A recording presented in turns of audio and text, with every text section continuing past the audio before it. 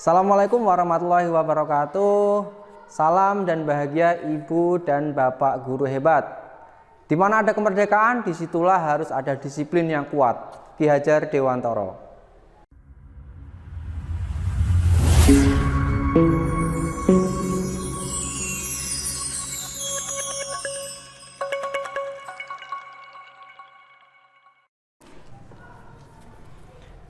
Bapak dan Ibu Guru, dalam video kali ini saya akan mencoba berbagi praktik baik tentang bagaimana cara saya menumbuhkan budaya positif di kelas.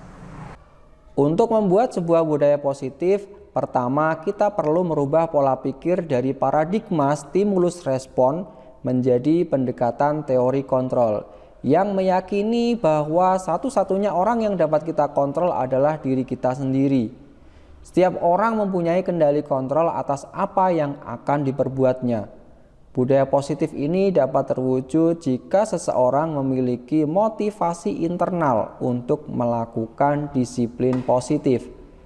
Tujuan dari program ini adalah untuk menanamkan motivasi intrinsik pada murid untuk menjadi orang yang mereka inginkan dan menghargai diri sendiri dengan nilai-nilai yang mereka percaya.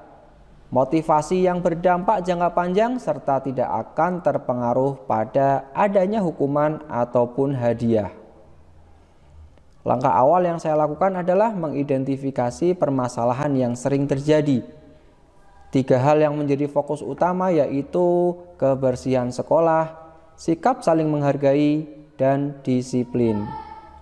Pelanggaran tata tertib yang dilakukan berulang menunjukkan bahwa pemberian sanksi atau konsekuensi masih belum efektif. Hukuman dan konsekuensi memberikan dampak yang kurang baik dan akan membekas dalam memori anak. Oleh karena itu, diperlukan alternatif tindakan, yaitu restitusi. Proses menciptakan kondisi bagi murid untuk memperbaiki kesalahan mereka, sehingga mereka bisa kembali pada kelompok mereka dengan karakter yang lebih kuat. Sebelum menjalankan restitusi, diperlukan adanya keyakinan kelas. Mengapa harus keyakinan kelas? Seseorang akan lebih tergerak dan bersemangat untuk menjalankan keyakinannya daripada hanya sekedar mengikuti serangkaian peraturan tertulis tanpa makna. Murid-murid pun demikian. Mereka perlu mendengarkan dan memahami arti sesungguhnya tentang nilai-nilai kebajikan dan tujuan utama di balik peraturan-peraturan tersebut. Beberapa karakteristik dari keyakinan kelas antara lain bersifat lebih abstrak daripada peraturan yang lebih rinci dan konkret, berupa pernyataan-pernyataan universal. Senantiasa dibuat dalam bentuk kalimat positif. Keyakinan kelas hendaknya tidak terlalu banyak sehingga mudah diingat dan dipahami oleh semua warga kelas. Keyakinan kelas sebaiknya sesuatu yang dapat diterapkan di lingkungan tersebut. Semua warga kelas hendaknya ikut berkontribusi dalam pembuatan keyakinan kelas melalui kegiatan curah pendapat. Bersedia meninjau kembali keyakinan kelas dari waktu ke waktu. Berikut ini prosedur pembentukan keyakinan kelas yang saya terapkan.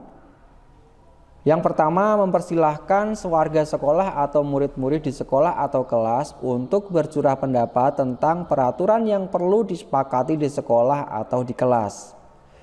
Yang kedua, mencatat semua masukan-masukan para murid atau warga sekolah di papan tulis atau di kertas besar di mana semua anggota kelas atau warga sekolah bisa melihat hasil curah pendapat. Yang ketiga, menyusun keyakinan kelas sesuai prosedur pembentukan keyakinan sekolah atau kelas.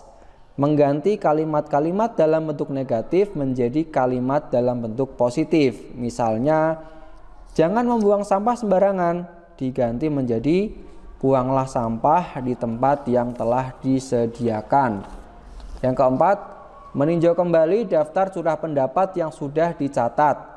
Jika masih berupa peraturan, saya ajak murid menemukan nilai kebajikan atau keyakinan yang dituju dari peraturan tersebut. Yang kelima, meninjau ulang keyakinan sekolah atau kelas secara bersama-sama. Seharusnya setelah beberapa peraturan telah disatukan menjadi beberapa keyakinan, maka jumlah butir pernyataan keyakinan akan berkurang. Keyakinan kelas yang kami sepakati kali ini sebanyak 3 keyakinan. Setelah keyakinan sekolah atau kelas selesai dibuat, maka semua warga kelas dipersilakan meninjau ulang dan menyetujuinya dengan menandatangani keyakinan sekolah atau kelas tersebut, termasuk guru dan semua warga atau murid. Keyakinan sekolah atau kelas selanjutnya kita tempel di dinding kelas pada tempat yang mudah dilihat semua warga kelas. Keyakinan kelas dibaca bersama-sama setiap pagi dan siang hari sebelum pulang sekolah.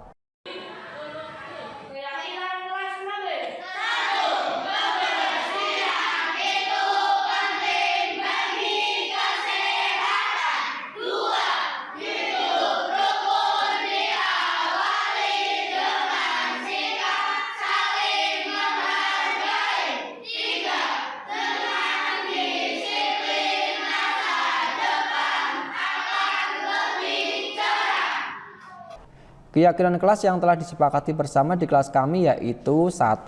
Kebersihan itu penting bagi kesehatan. 2. Hidup rukun diawali dari sikap saling menghargai. 3. Dengan disiplin masa depan akan lebih cerah. Harapannya keyakinan kelas murid akan memiliki motivasi internal melakukan hal yang sesuai dengan keyakinan kelas, sehingga membangun lingkungan positif yang aman dan nyaman, yang selanjutnya menjadi suatu budaya positif. Bagaimana jika terjadi pelanggaran terhadap keyakinan kelas? Untuk menjawab pertanyaan tersebut, mari kita bersama renungkan bahwa pada dasarnya ada suatu tujuan di balik sebuah perilaku manusia. Murid juga memiliki tujuan di balik perilaku mereka. Salah satunya adalah untuk memenuhi kebutuhan dasar mereka, antara lain bertahan hidup, kasih sayang dan rasa diterima, penguasaan, kebebasan, dan kesenangan. Dalam hal ini, guru berperan menganalisa kebutuhan dasar murid yang belum terpenuhi, sehingga dapat melakukan penanganan yang tepat. Bagaimana cara mengatasinya? Pelanggaran atas sebuah keyakinan dapat terjadi karena murid belum terpenuhi kebutuhan dasarnya. Dalam hal ini, saya menempatkan diri pada posisi control manager, yaitu posisi di mana guru berbuat sesuatu bersama dengan murid. Mempersilahkan murid mempertanggungjawabkan perilakunya, mendukung murid agar dapat menemukan solusi atas permasalahannya sendiri. Tindakan yang saya lakukan bukanlah menghukum ataupun memberikan konsekuensi, tetapi dengan melakukan langkah-langkah segitiga restitusi. Dengan melakukan langkah-langkah segitiga restitusi, guru dapat menuntun murid untuk kembali pada identitas sukses dengan menggali penyebab melakukan pelanggaran dan memberikan kesempatan kepada murid untuk menemukan solusi memperbaiki masalah tersebut. Guru tidak menggunakan otoritasnya sebagai pemantau atau pemberi hukuman, tetapi lebih menjadi partner bagi murid dalam menyelesaikan masalah. 3 tahapan segitiga restitusi yang saya lakukan adalah 1. Menstabilkan identitas, 2. Validasi tindakan yang salah, dan 3. Menanyakan keyakinan.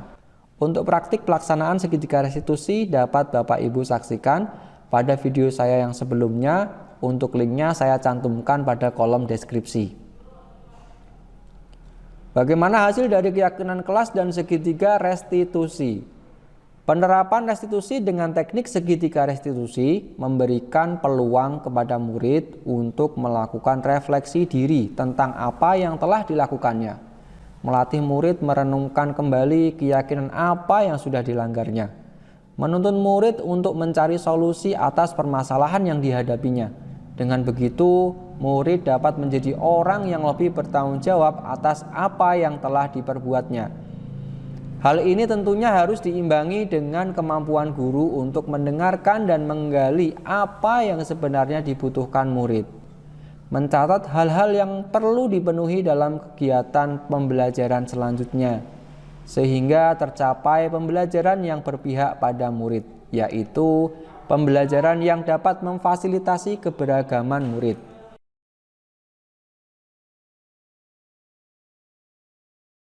Dengan adanya keyakinan-keyakinan kelas, murid akan mengetahui dari tujuan keyakinan-keyakinan tersebut dan pelanggaran-pelanggaran yang akan terjadi semakin berkurang. Saya menyukai restitusi karena dengan restitusi Pak Guru bisa mendengarkan alasan murid atas kesalahan yang dibuatnya. Lalu Pak Guru menuntun anaknya untuk mencari solusi sendiri atas kesalahan yang diperbuatnya, tanpa membuat muridnya tertekan atau tidak suka. Langkah-langkah apa yang akan dilakukan untuk perbaikan program ini pada masa yang akan datang? Yang pertama, mengevaluasi keyakinan kelas sesuai dengan kondisi lingkungan setempat. Yang kedua, berkoordinasi dengan kepala sekolah dan rekan sejawat untuk mengetahui sejauh mana ketercapaian tujuan program. Yang ketiga, mencatat tantangan dan hambatan selama pelaksanaan program. Yang keempat, berdiskusi dengan kepala sekolah dan rekan sejawat untuk menemukan solusi permasalahan-permasalahan yang timbul selama pelaksanaan program. Yang kelima, berbagi praktik baik keberhasilan pelaksanaan program. Terima kasih sudah menyaksikan video saya kali ini, semoga bermanfaat. Sampai ketemu lagi di video-video saya selanjutnya. Bekerja dari hati dengan sepenuh hati akan sampai ke hati. Salam guru penggerak. Assalamualaikum warahmatullahi wabarakatuh.